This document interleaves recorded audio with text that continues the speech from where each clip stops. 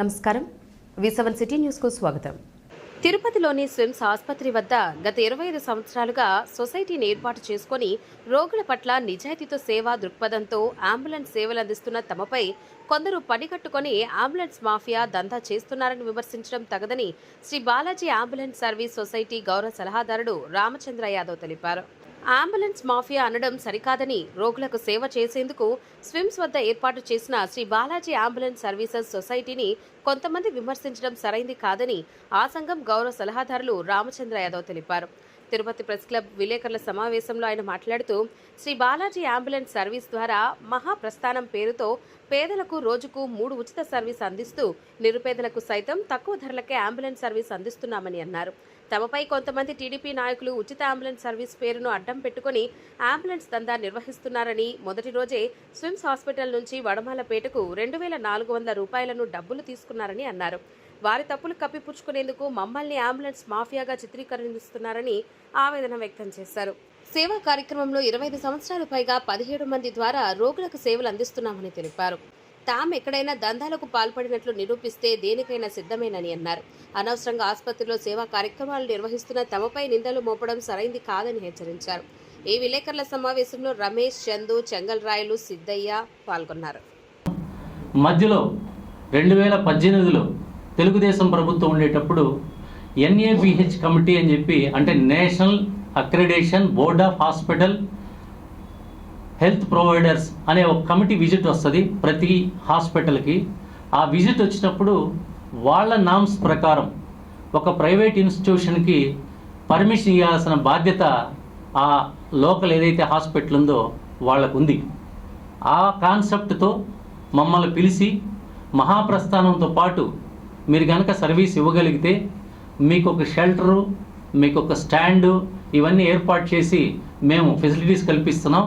మీరు కూడా మాకు మహాప్రస్థానం ఉంటే హాస్పిటల్ రేటింగ్ పెరుగుతుంది, సర్టిఫికెట్లో క్వాలిటీ అంటే క్వాలిఫికేషన్ దానికి పెరుగుతుంది. కాబట్టి ఆ ఉద్దేశంతో మీరు NABHకి సహకరించండి అని చెప్తే మాకు కష్టమైన భారమైన ఆ రోజు ఒప్పుకున్నాం.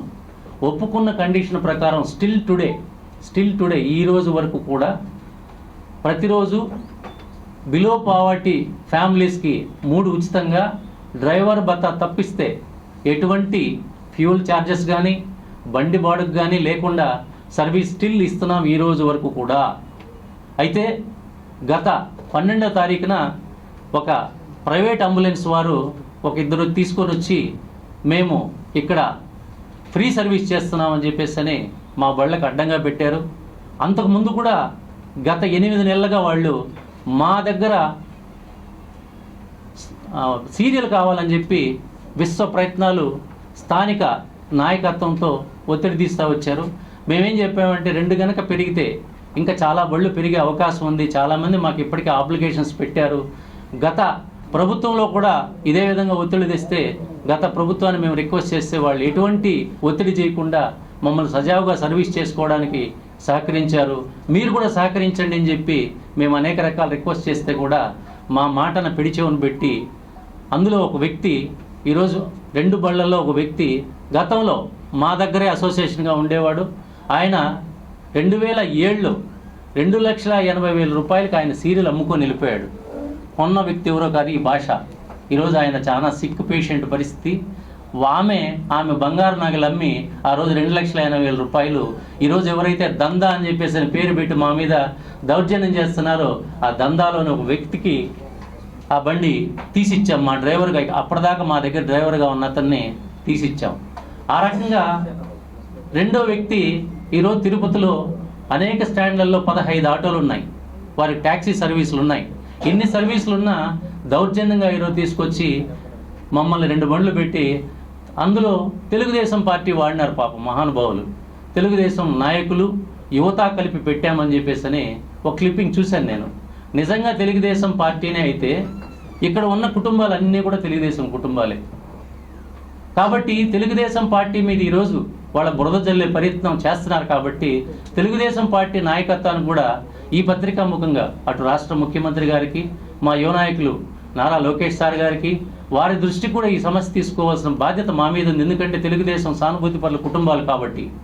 ఎందుకు ఈ విషయం చెప్తున్నామంటే, నిన్న వడమాలపేటకి పక్కన విలేజ్ 22 కిలోమీటర్లు వస్తుంది. ఈ 22 కిలోమీటర్లకి వాళ్ళ మొట్టమొదటి సర్వీస్ ఫ్రీగా నడపాలని వచ్చిన వాళ్ళు 2200 రూపాయలు బాడుగా 200 రూపాయలు భత్తా తీసుకున్నారు. విత్ ఎవిడెన్స్ మీకు ఈ డాక్యుమెంట్లో ఇచ్చాను, విత్ ఫోన్ నంబర్ ఇచ్చాను, ప్లస్ వాళ్ళ వాయిస్ రికార్డ్ కావాలంటే మీకు నా ఫోన్లో ఉంది, పెట్టమంటే పెడతాను, విత్ వీడియో రికార్డు. అంటే మొదటి రోజే దందా మొదలుపెట్టింది మేమా వాళ్ళ. మీడియాలో మా పైన ఏమొచ్చింది, అంబులెన్స్ మాఫియా అని వచ్చింది. మేం మాఫియా చేసినట్టు ఏ రోజైనా పత్రికల్లో కానీ వ్యక్తిగతంగా కానీ మీరు గనక నిరూపిస్తే ఒక్క క్షణం మేము వాటి నుండి తప్పుకోవడానికి సిద్ధంగా ఉన్నాం.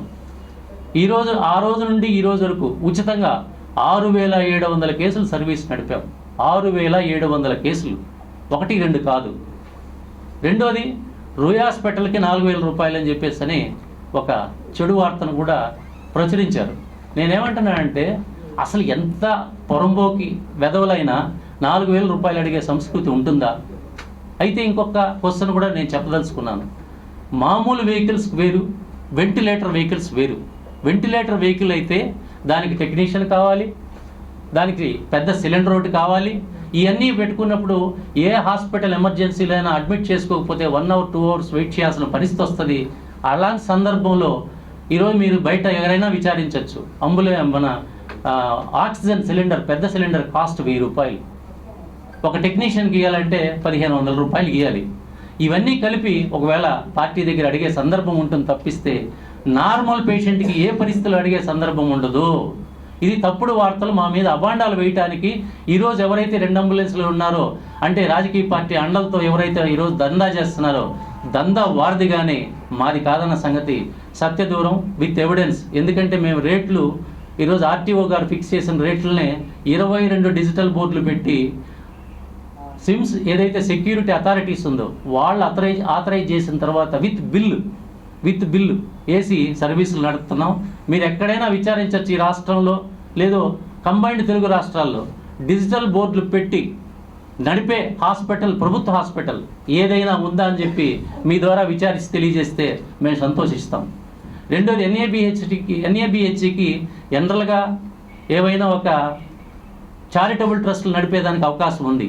కానీ మేము ఇక్కడ వ్యక్తులుగా హాస్పిటల్ బాగుంటే పేదవాడికి ఉపయోగపడుతుంది, మనం అక్కడ ఎంతకాలంగా బతుకుతున్నాము, మన సర్వీస్ ఇద్దామని చెప్పి ఒక చారిటీని దృష్టిలో పెట్టుకొని సర్వీస్ నడుపుతున్నాం తప్ప